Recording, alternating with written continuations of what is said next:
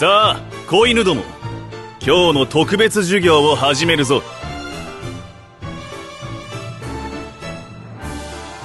今日お前たちに挑戦してもらう競技はミスティックモルターだ。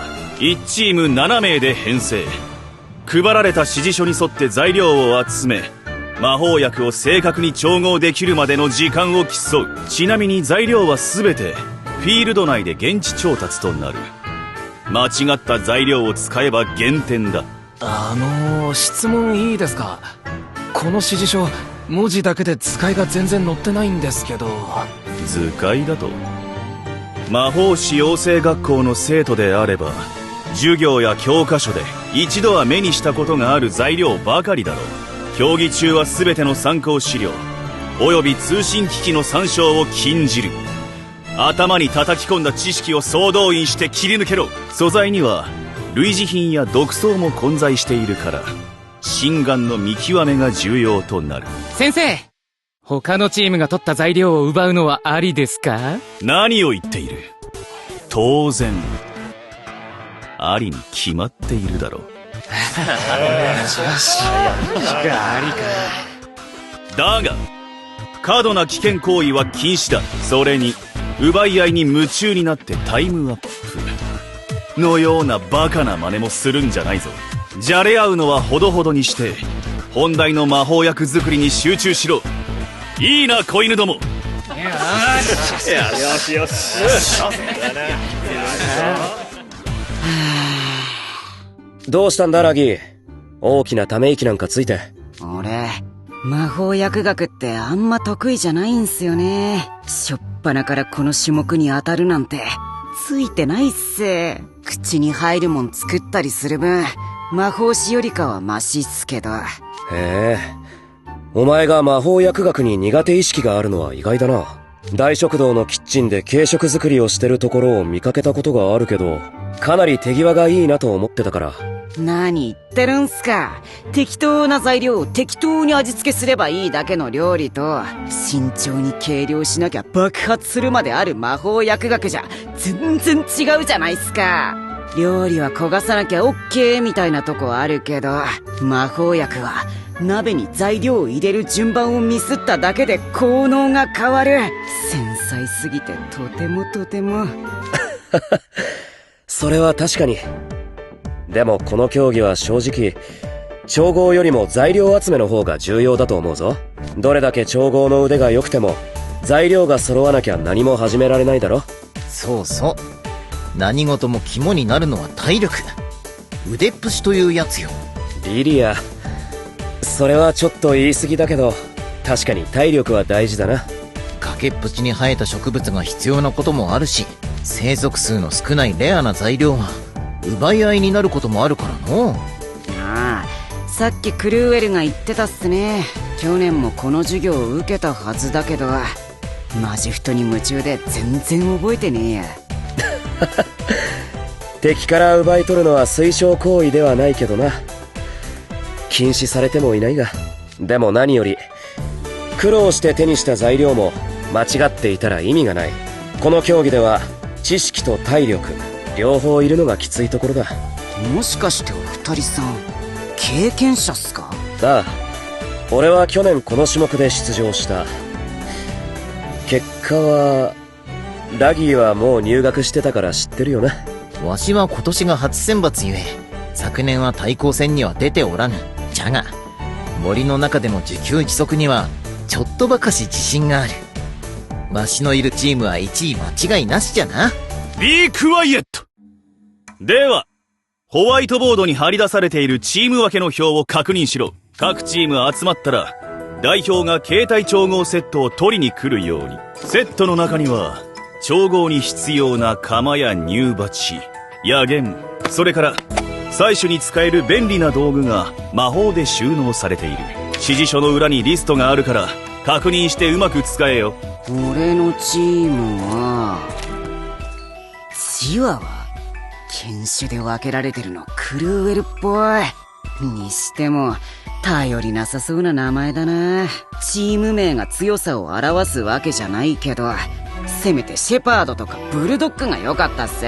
お、俺とリリアもチワワだな。ラッキー、経験者は大歓迎っす。楽させて、いや、頼りにしてます先輩方。チワワチームのメンバーはお前らか？せいぜい俺の足を引っ張るんじゃねえぞ。僕たちもチワワだ。今日はよろしく。よし、これでチーム7人揃ったな。今日はよろしく頼む。では始めるぞ、子犬ども。ミスティックモルタースタート。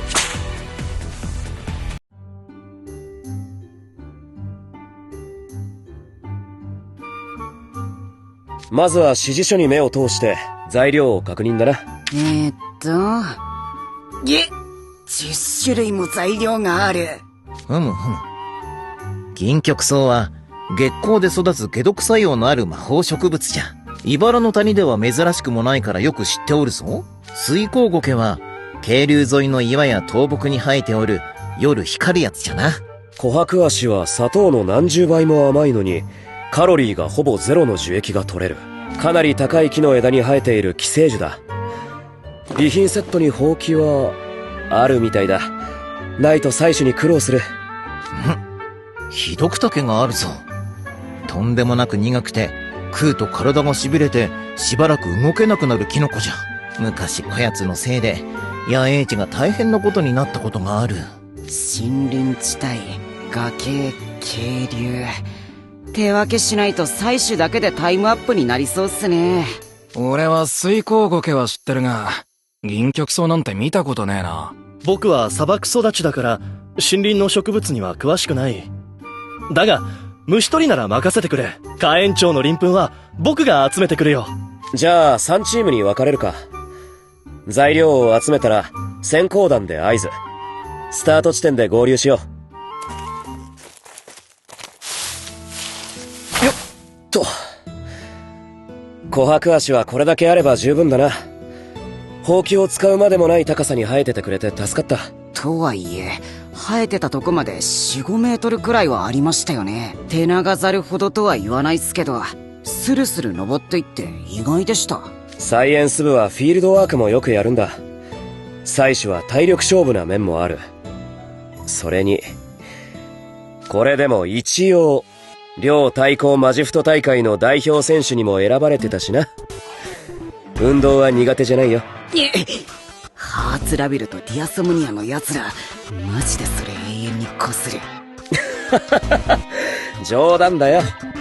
悪いと思ってるならもうあんなことはしちゃダメだぞ。目が笑ってないんすよ。よしよし。森林で集める素材はだいぶ集まったな。最後はひどく竹じゃ。これは暗く湿った洞窟などに生えている。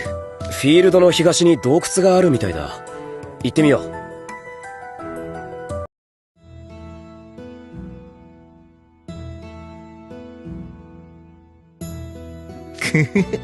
見よあそこ。赤いキノコがわさわさ生えておるぞ。大量。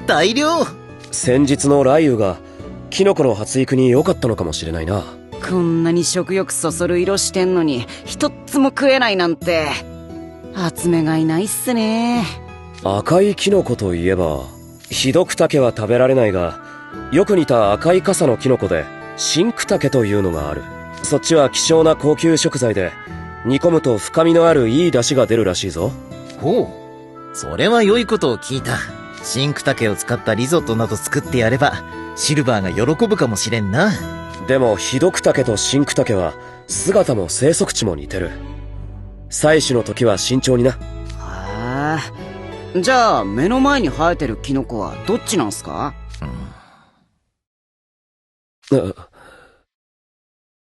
なんすかその沈黙。先輩たち、ひどく竹は見たことあるんすよね。料理本で見たシンクタケは傘の縁に黒い模様があった気がする。スマホが使えれば検索できるんだが。ひどく竹に黒い模様があった気がするの。これどっちじゃろう。一気に不安になってきた。もし間違えれば減点。確実な判別方法はないんすか？食ってみて痺れたらひどく竹、美味しかったらシンクタケじゃ。そんな乱暴な。確か毒性を判別できる試薬がある。ちょっと考える時間をくれ。前に一度だけ部活で作ったことが、ひどくたけの痺れを取る解毒薬なら、ちょうどこの銀極草で作れるんじゃかな。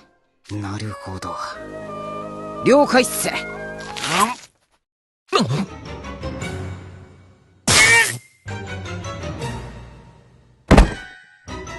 ギー、おい、しっかりしろ。こりゃいかん。急いで解毒薬を煎じるぞ。魔法で生成した蒸留水を用意して。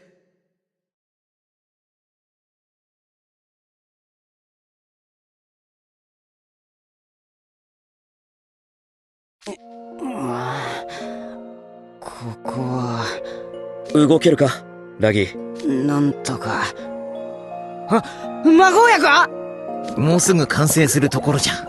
トレイさんたちが調合してんなら間違いないっすね。時間内に完成しそうでよかったっす。よくはないだろう。あんなためらいなくひどくたけを口に入れるなんて、肝が冷えたよ。俺、指示書読んでも調合で役に立てる気しなかったんで、ありもんで解毒薬作れるって話もあったし、あんたらならどうにかすんじゃねえかなーって。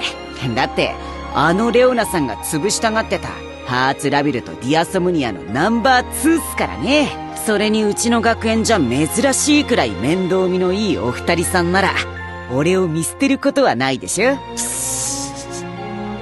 結局、俺は寝っ転がってただけで合格点もらえそうなんで、むしろ得したっす。レオナは本当に良い部下を持ったの？古来より忠義の形は様々じゃが、仲間を信じて危険を引き受ける覚悟を持つ者がいるというのは、王にとって何よりの財産じゃ。俺はあんな部下がいたらって考えるだけで胃が痛くなるけどな。なんじゃ、肝っ玉の小さい男じゃのう。でも今日は本当に学びの多い授業になった。学園対抗戦までにあらゆる試薬の作り方と魔法薬の材料になる植物の写真をおさらいしておくことにするよ。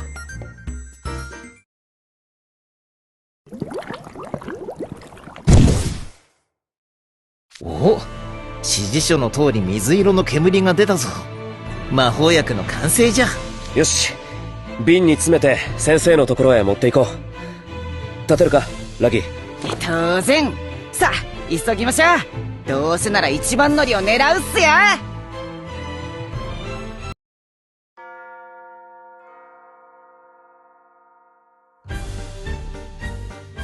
よーし、皆さんお揃いですね。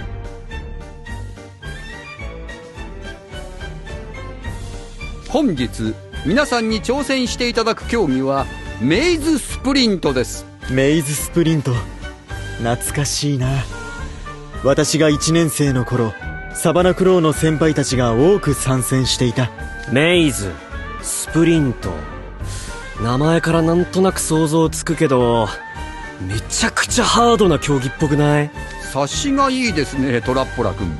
この競技は7名1チームとなり、魔法で作られた迷路を走り抜けるレース競技です。ルールは単純。ゴールまで最速で最多の人数で到達したチームが勝利です。よっしゃ、走るのは得意だし、僕でもいい成績が残せそうだな。スペード君の喜びに水を差すようで心苦しいのですが、このレースはただ速く走ればいいだけではありません。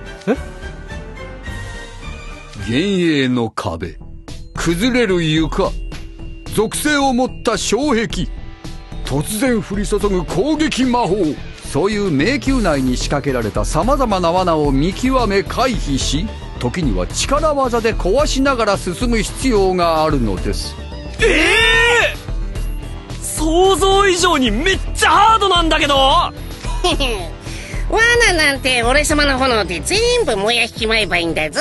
考えなしに魔法をぶっ放せばギミックに跳ね返されて丸焼きになるのがオチだ。頭の軽い草食動物どもと走る羽目になる奴らには心底同情するぜ。未熟な翼も飛び立たねば空の広さを知ることはできない。何事も挑戦してみるのが大切さ。いいかい、ひな鳥たち。この競技の鍵は判断の速さ、持久力、魔法の精度、そして何よりチームワークだよ。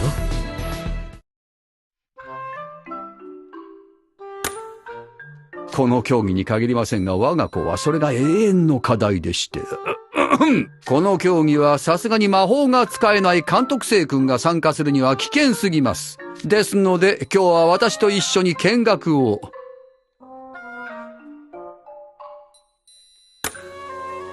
グリム君は監督生君がいないからといって調子に乗らないようにちゃんと見ていますからね。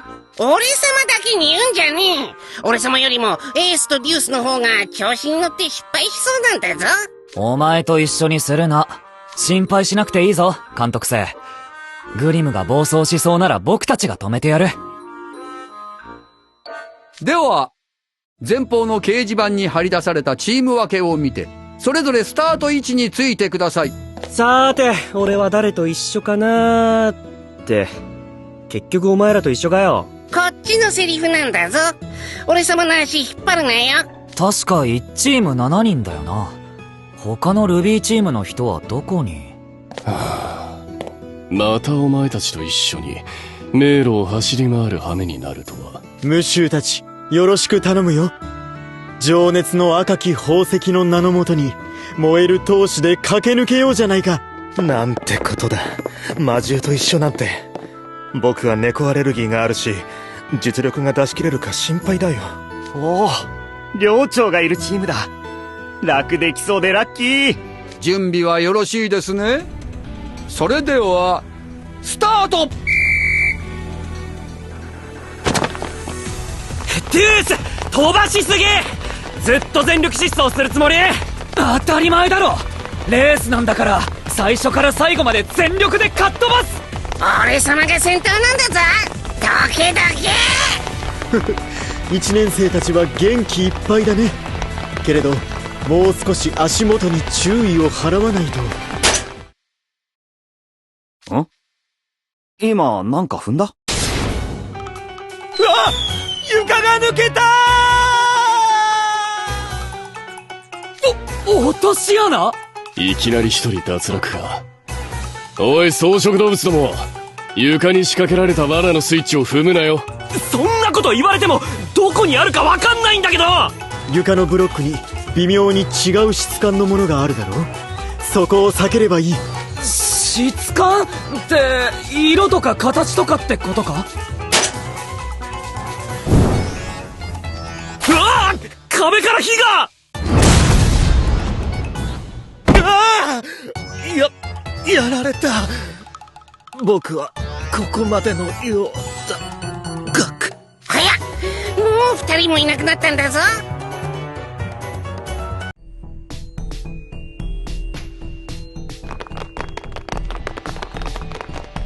くそ！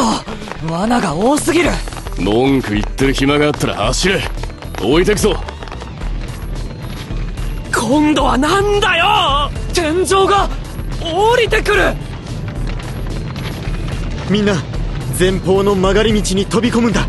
さあかけて、野ウサギのように俊敏に軽やかに。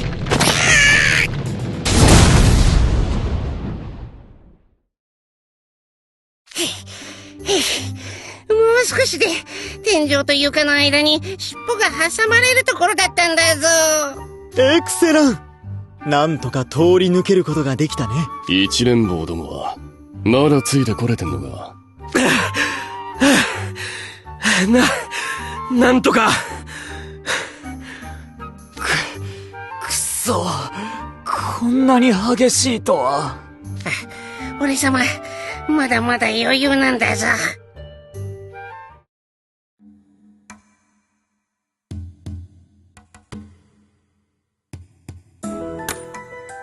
これがメイズスプリントです。油断すれば一瞬で脱落してしまう。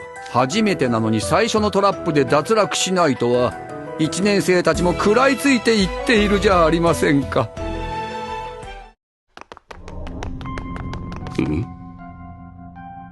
どうしたんですか、キングスカラー先輩。行き止まりだ。マジかよ。またあの危ない道を引き返さなきゃいけないの？俺様の炎で壁をぶっ壊してやる。せーの。やめろ。俺たちをオーブン焼きにするつもりか。うわっ！急に何？おや、これはもしや。てめえも気づいたか、ルーク。音が反響しない。この壁は実体のない幻影だ。幻影？触れるのに？物質を跳ね返す魔法障壁が張られているということさ。みんな少し離れていておくれ。炎よ、水よ、雷よ。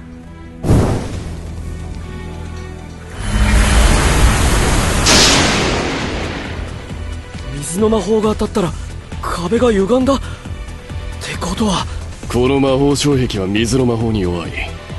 ぶち込みまくれば突破できるってことだ。はっ！水の魔法はあんま得意じゃねえけど、ふわ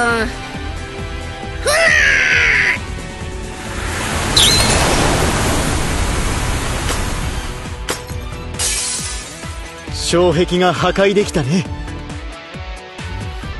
現れた通路は一寸先も目視できないほどのすごい霧だ。何が飛び出してくるかわからねえ。すぐ対応できるよう準備しとけ。行くぞ。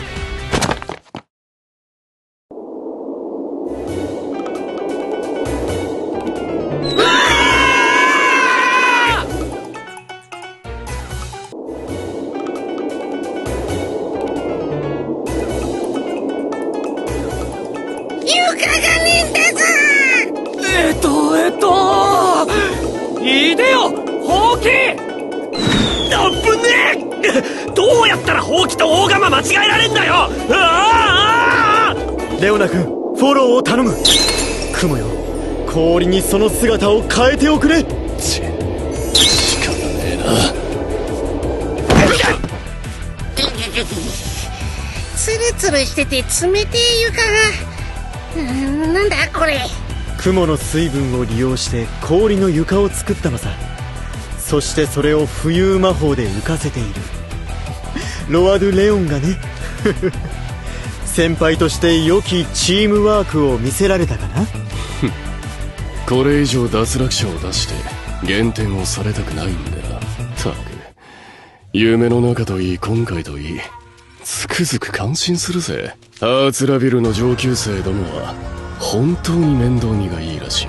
ひな鳥みてえにピーチクパーチク泣いてれば何から何まで世話してもらえるんだろう。羨ましい限りだ。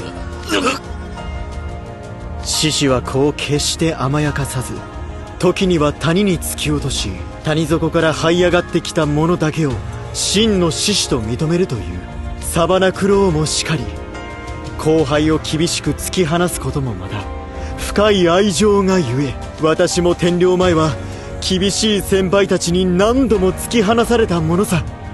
ああ、懐かしき試練の日々を。てめえの場合はうざったすぎて寮生全員に邪険にされてただけだろ。っていうか別に俺たちは先輩たちに甘やかされてなんかねえし、あんたらは俺らと違って事前に競技内容知ってたわけでしょ。それで初見の俺らにマウント取るのずるくない？こっちはぶっつけ本番で空中に放り出されてんだから。はいはい、言い訳は後で聞いてやる。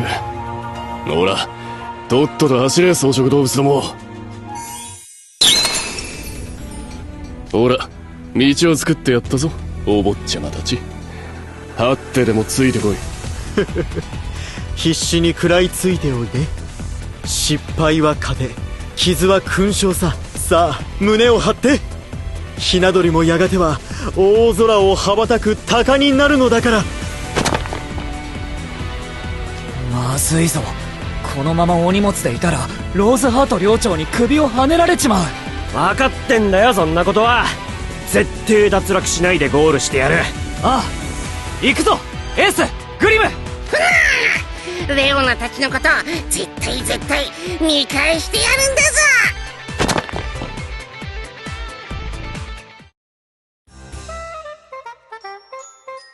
ほっほう、全員脱落してしまったチームもちらほらある中でルビーチームは健闘していますね。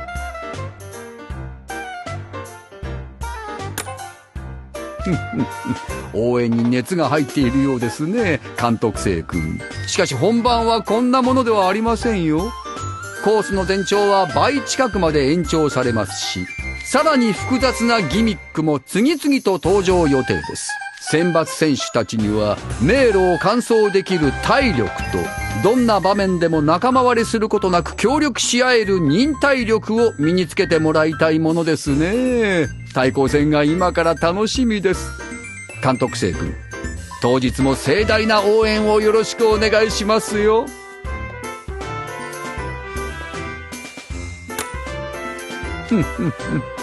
私も本番に向けて応援グッズを作っちゃいましょうかね。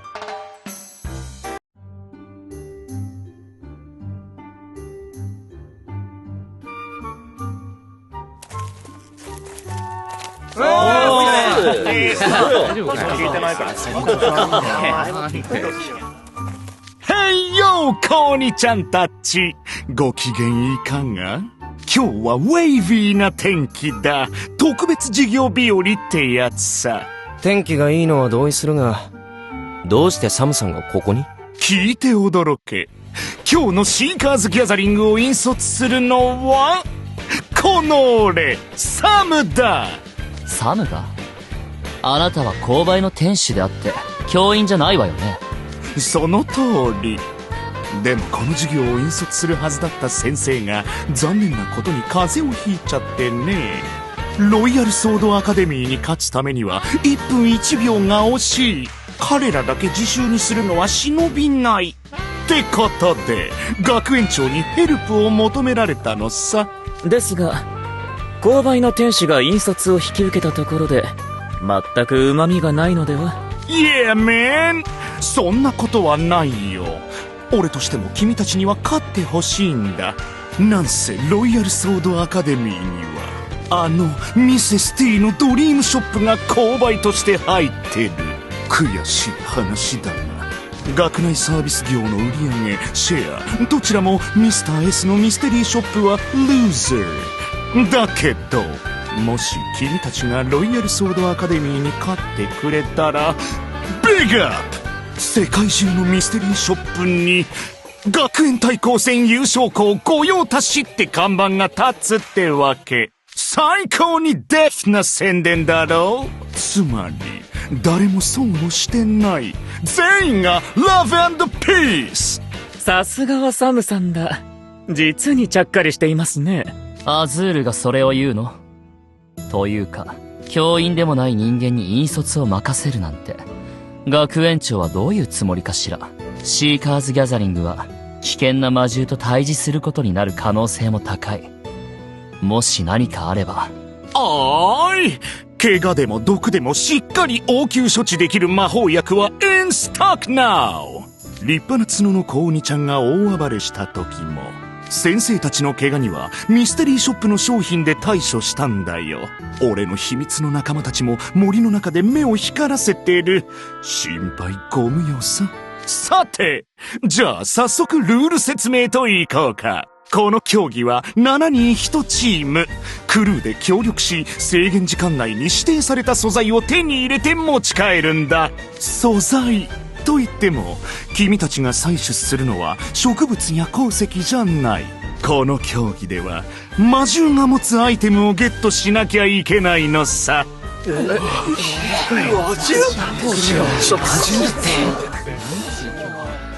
今回のターゲットは魔獣フロップトードの毒袋。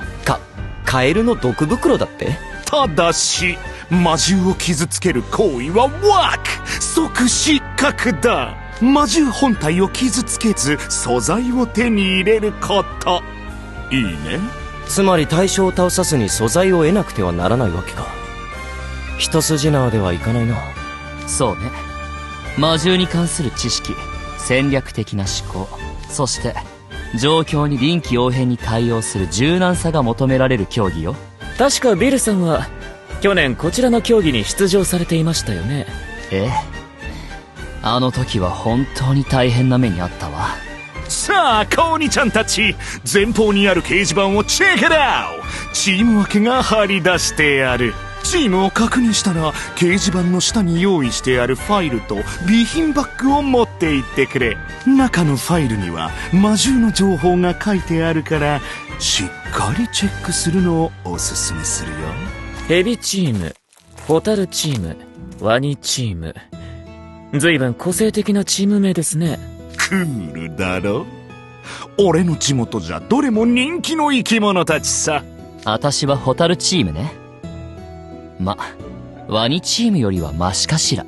おや、僕はビルさんと同じチームのようです。経験者がいてくださるとは、なんて心強い。なんで虫の名前なんだ。ホタル以外のチームで、ホタル以外の。残念ながら、俺もホタルチームのようです。よろしくお願いします。あ、ホタルチーム。僕もこのチームです。よろしくお願いします。アズール寮長とビル寮長が同じチームだなんて、すごく心強いです。一年生の良い手本となれるように努力しましょう。なんだよこのチーム。ひょろひょろの奴らばっかりじゃねえか。まあいい。くれぐれも俺の邪魔をするなよ。あら、頼もしいわね。せいぜいか弱い私たちを守ってちょうだい。期待してるわ。ホタルチーム、ここ。うわ、キャラこ。これで7名全員揃ったわね。戻ってくる時も全員揃ってるといいけど。みんな、準備はいいかい？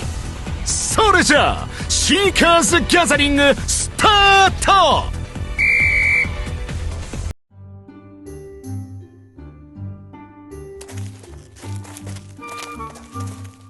さて、まずは備品バッグに入っているものを確認してみましょ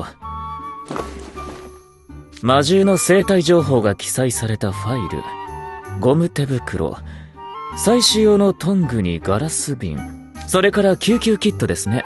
ターゲットの情報はこれね。フロップトード。沼地と樹上を生活圏とし、滑空能力を持つ。3メートルほどに成長する個体もいる。思ったより大きいわね。頸部から神経毒を霧状に噴射し、吸入したものは即座に麻痺。1、2時間程度で自然に解毒され、命の危険はない、とは書いてありますが、命の危険はなくとも、毒斬りを食らえば制限時間内に素材を持ち帰ることは難しくなる。滑空能力持ちなのが厄介だな。樹上から奇襲してくる可能性がある、ということだろう。何ビビってんだよ。図体がでかいって言っても、所詮はカエルだろ。楽勝だぜ。油断は禁物よ。魔獣を傷つけずに素材を得るのは思った以上に難しいわ。ビル先輩の言う通りだ。例の毒袋は、親ガエルが卵を外敵から守るために卵の周辺を包むもの。往々にして産卵した後のメスは、卵を守るために攻撃的になる。毒袋を手に入れられても、魔獣を傷つければ失格。細心の注意を払って慎重に行きましょう。夜間に水辺に降りて産卵する。らしいわ。水生生物は、産卵場所の選定が非常に慎重です。おそらく、外敵が近づきにくく、卵が流されにくい、水草の多い場所などを選ぶはず。なら川じゃなく、湖か沼ね。まずは沼を見に行ってみましょう。カエルか。虫じゃなくてよかった。そういえばお前、虫が苦手なんだっけ？談話室に巨大な蛾が出た時、大騒ぎしてたよね。いや、苦手じゃない。大嫌いだ。正直、初夏の森なんか入りたくもない。奴らが絶対に潜んでいる。いないわけがない。というわけで、一刻も早く毒袋を採取して、キャンプ場へ戻るぞ。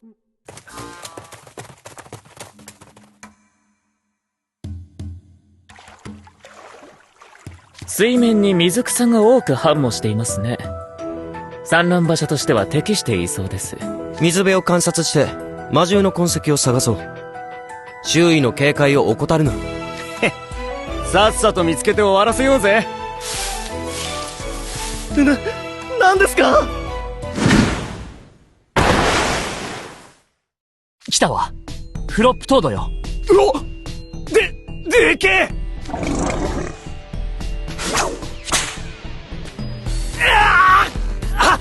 離せ！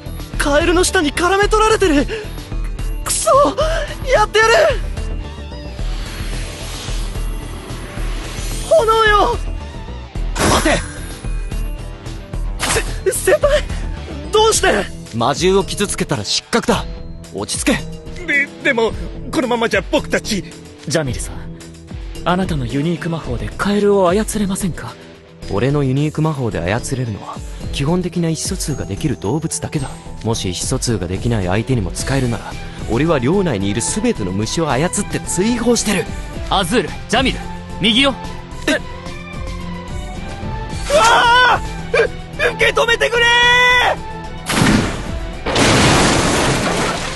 ー！舌で絡め取ったものを攻撃に使うとは。あのカエル、かなり知能が高いですね。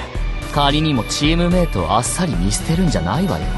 あのハーツラビル寮生、完全に伸びてるみたい。実力が伴わないビッグマウス。3年生にもなってみっともないったらありゃしない。なんだ、妙な泣き方を。まさか。